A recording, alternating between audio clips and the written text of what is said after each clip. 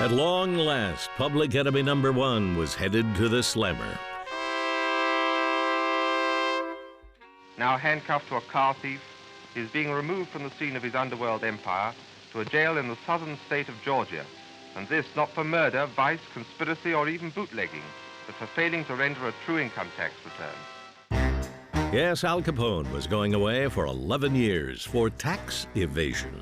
Since the Brooklyn-born gangster arrived and took over the Chicago mob in 1925, his reputation and high-flying lifestyle were legendary.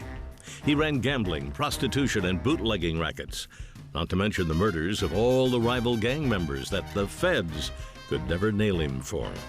Occasionally, he'd be convicted of a minor offense, like possessing a concealed handgun or contempt of court. Well, they got him at last, but you got to watch closely if you want to see him. Al has just been sentenced to 6 months in the hoosegow for contempt of court. Now get ready. He's the man who's holding his hand to his hat. You know, Al doesn't like to have his pictures taken. Well, here he comes, and there he goes. Took 2 years to get him, but Uncle Sam has lots of patience. But even the infamous 1929 St. Valentine's Day massacre, where 7 of Capone's rivals were machine-gunned down on a public street, couldn't put Capone away for good. President Hoover got involved, ordering the feds to get Capone on income tax evasion. Finally, October 1931, Capone was convicted of tax evasion and prohibition charges. Shortly after, the famous mob boss was on his way to his new home in Atlanta. Talk about excitement at the county jail. It's finally come to pass. And here's the proof.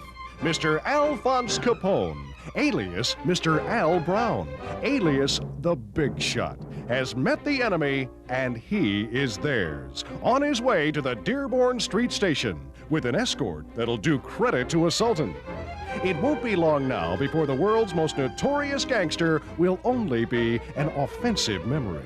And if he behaves himself while he's the guest of Uncle Sam in Atlanta, he'll be out again in only 7.5 years. And so, up until 1940, Mr. Capone will be Mr. 40,886.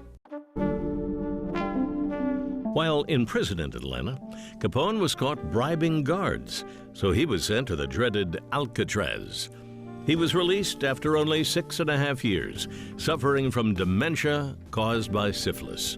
But he never ran anything again.